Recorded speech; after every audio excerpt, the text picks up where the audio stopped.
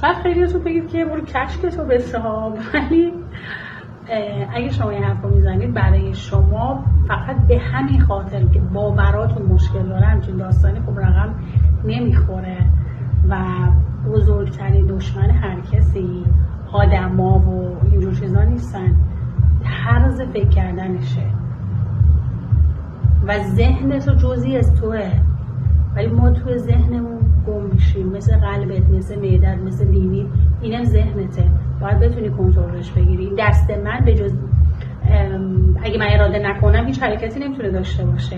چجوریه که ذهن ما ولی هر جا که دلش میخواد میره، مثل یه قایق توی دریا یا یه اقیانوسی که تاریک پرخروشه و این قایق سرنشین نداره و همه جا میخوره و میشکنه. کنترل افکارتو دستت بگیر، نذار به همه بیراهه ها بره.